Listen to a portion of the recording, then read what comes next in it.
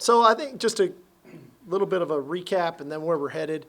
Obviously scrimmage Friday, and I was really pleased with how the scrimmage went Friday. I thought that it was fast. I thought it was physical. I thought we got a lot of really good situational work done. I thought it was competitive.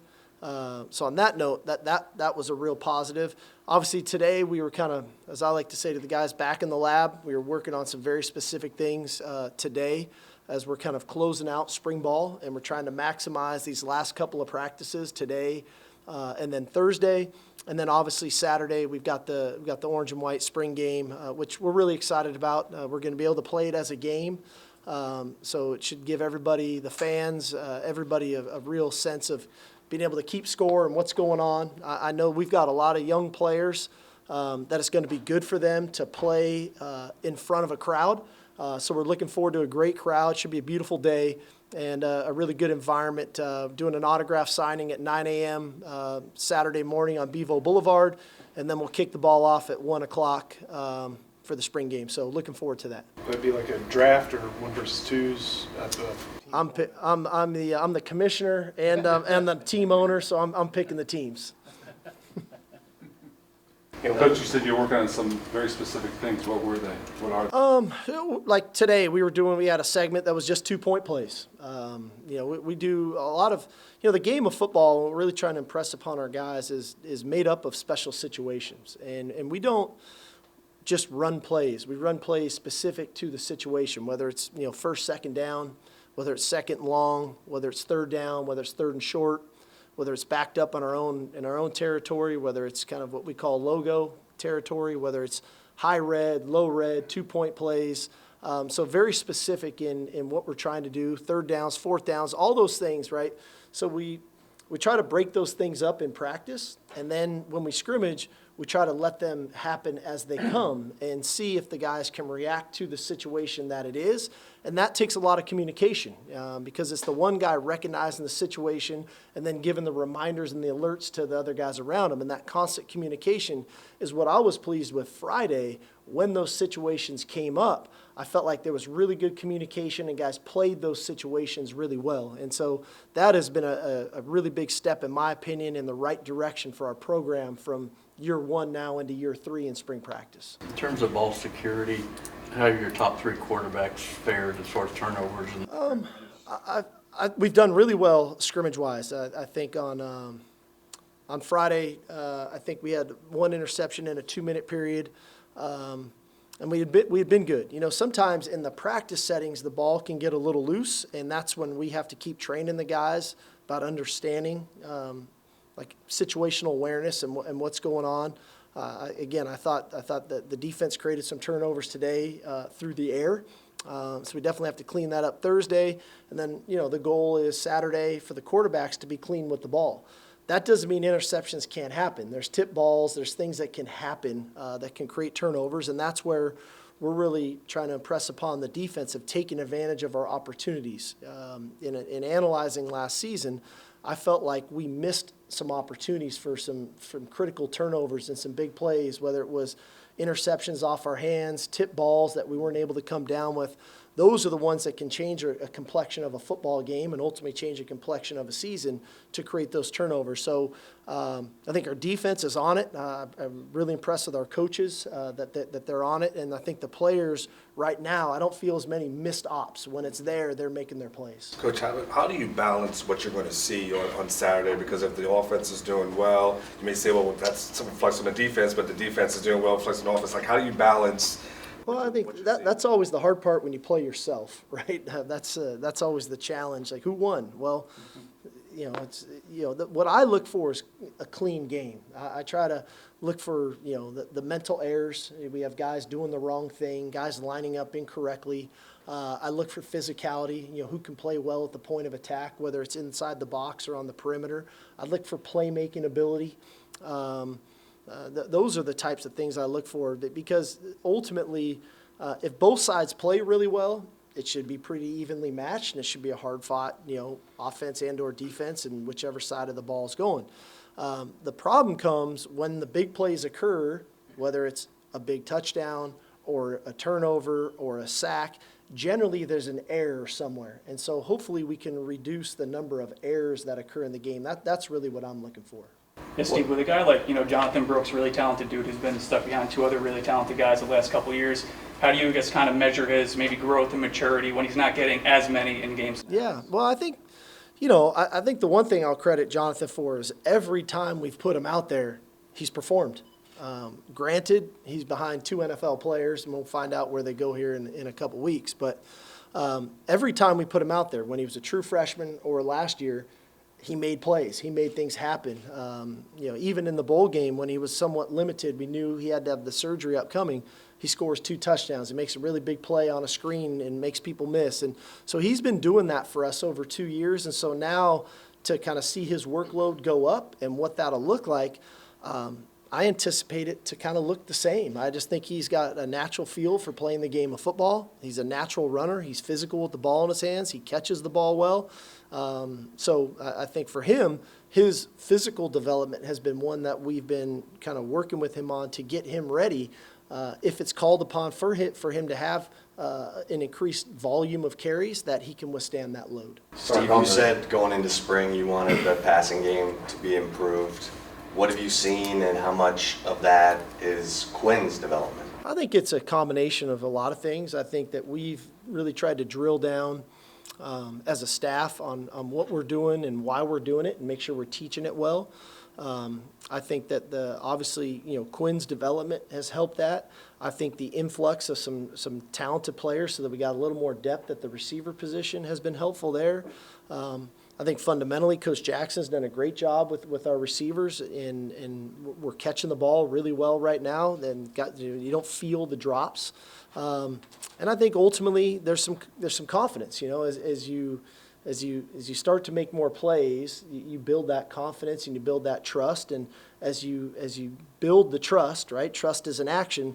Then you start getting that faith and that belief that it's going to work. And I felt like at times last year there was a little bit of hesitation in just our ability to trust what was happening. And so I think that all those things have added up to we're throwing the ball pretty well right now, and guys are making plays when their numbers are called. Coming up the season he just had, what is the next step for Jatavian, and what can he do going forward? Well, I think there's a lot to it. Naturally he's a very natural pass catcher.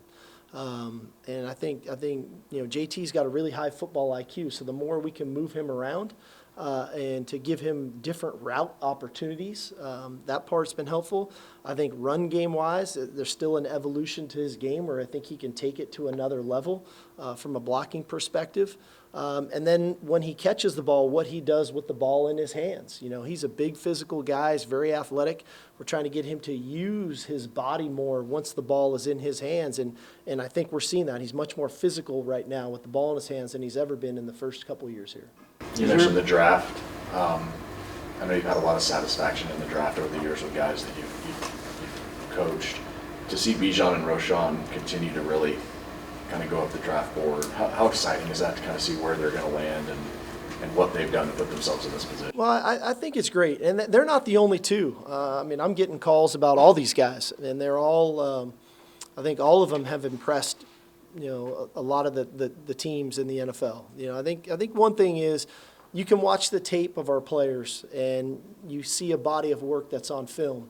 And then when people start to meet with them, whether it's the interview process at the combine, the workouts, or when they come visit us here for pro day or different visits, or when they have our players go visit them for one of the 30 visits that they get, I think they start learning about the football IQ. I think they start learning about the men that they are and how they carry themselves. And I think all those things are bonuses on top of what the tape says, right? Because the film is just a silent film. Right? All you see is what you see. There's no commentary when we watch tape. It's silent. Then you get to learn about the person. You learn about the work ethic. You learn about their attention to detail. You learn about their IQ of the game. And I think that's what's been impressive here over the last couple weeks is that guys are starting to really learn our players of who they are. And I think that's where we're starting to see some of the kind of them growing in the eyes of the NFL right now. Is there a position of disappointment or concern that coming out of the spring that, we're not as far along as you'd hoped to? No, I feel very good about if we, we roll the ball out, I'm going to feel really good about our guys that take the field and that we can perform and play championship level football. We're not there yet. Like I just got done talking to the team. We've got work to do. We are not a finished product. But I feel good about the progress that we've made. But as I touched on the team, everybody has got to be intentional every time we take the field to take a step forward, to continue to grow, continue to get better. Because in football, there's no flat roads. You're either getting better or sooner or later you will start to gradually get worse. And that's when you retire from the game, right? We see it all the time. And retirement, the game retires you. You don't retire from the game. And so we're trying to impress upon our guys every time we go. We only got 15 spring practices, one of which is a game. How do we maximize each and every one of those opportunities to take a step forward and to improve our game, whether that's mentally, whether that's physically, whether that's schematically? What does that look like? Because after Saturday, we're not going to be back on the grass with helmets on until August, right? So we've got to squeeze every ounce of this orange here on Thursday for Thursday's practice to maximize that, and then go out and play and perform and have fun playing football with confidence on Saturday to get ourselves ready for our summer workouts and summer conditioning to ultimately get ourselves ready for fall camp. Coach, it's not a real deep injury question. Are there guys, though, that are not going to play on Saturday? They're just going to hold out?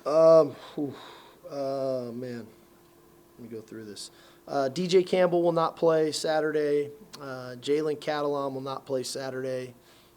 I'm bouncing around. Those are probably the two off the top of my head that I can tell you for certainty will not go Saturday. Running backs? To some degree, they'll all get some opportunities. Keelan would probably be the one that won't be able to go. Coach, Steve, you wanted to- Portal's going to open soon. You're bringing guys in for visits. How similar is that to bringing high school kids in for visits? I think it's very different. We don't generally we don't go into the portal as a development. We don't look at it from a developmental perspective. We don't look at it as much from a luxury perspective. We look at it because we feel like there's a potential need there. And I like building our program from the foundation, from the ground up. And I think that not only is that physical development, I think that's cultural development. I think that's getting guys buying into who we are, what we do, and why we do. But sometimes things come up to where, for a variety of reasons, at a specific position where maybe you have some attrition because of transfers, maybe you have guys leave early for the draft, maybe you have position changes that take place, maybe you just don't have the right depth, maybe we didn't recruit the right way. And now all of a sudden it feels like there could be a potential void. It may not be a void right now, but if you're an injury away, it can become a void. So you're trying to create some depth and some opportunity there to be the best team that you can have. So we're very specific when we go into the portal. We don't visit just a bunch of transfers because guys go in the portal. It's very specific to what we feel like we need if the opportunity presents itself. Steve, I know you wanted to affect the quarterback. Is there a player or players who've made the most progress this spring in getting heat on the quarterback? Yeah, I think one guy that stands out to me that at times I feel like he's unblockable is Byron Murphy. And that's internal pressure. but this guy is so active. He's so strong. He's so quick, and he's very smart. He has presented some real issues. I think Anthony Hill, anytime that he can present opportunities to rush the passer, he's an issue that way. Those two guys are the first two that stand out to me that I feel like whenever their number and their opportunity presents itself, they find their way back there. Coach, special teams question again.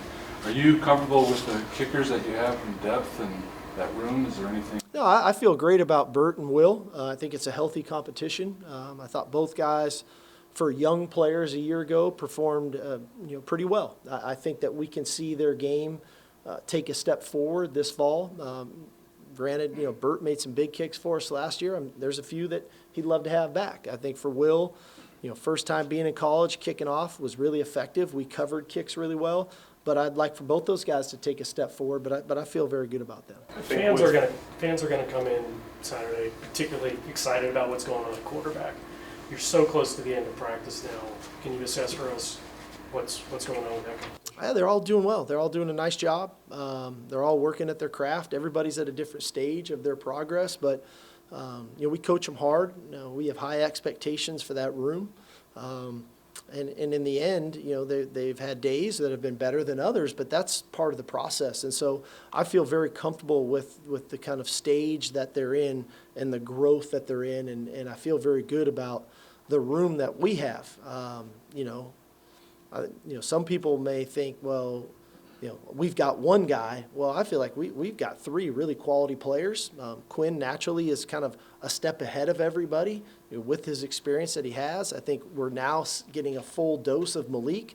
Feel good about him, and I think Arch, 13 practices into college football is performing well. So all that, I feel very comfortable with where we're at and feel good about it. They, like the other guys on the team, are not finished products. They have work to do, and this is going to be a big summer for them, and then ultimately a big fall camp to get themselves ready for the season. Time for two last ones. Has Cam Williams slipped on that right guard position, and if so, how has he been performing? Yeah, Cam's been kind of doing both. He's been doing, playing guard and tackle. I think a credit to Cam, he's, like I said, he's gotten himself in the best physical shape we've seen him in since he's been here. He moves really well for a big man. He's light on his feet, but yet he's physical. And he's so big when he gets to the second level, he can cover people up. So I've been impressed with Cam. Now, there's nuances when you move from tackle to guard. And those are the things that he's kind of learning on the job as the days go by. With, I think you mentioned in the past creating one-on-one pass rush opportunities, and with Hill, I bet that looks like what Overshone did. But what does it look like for an interior defensive lineman like Byron? You can get them isolated on a center, and you can get them isolated on a guard. And then ultimately, it's our job from a game plan perspective to find those right matchups from week to week. And you try to create those opportunities, and then ultimately when you can find your rusher that is becoming the problem for your opponent, knowing they might adjust their protection to him, now you can create some other opportunities from the other side.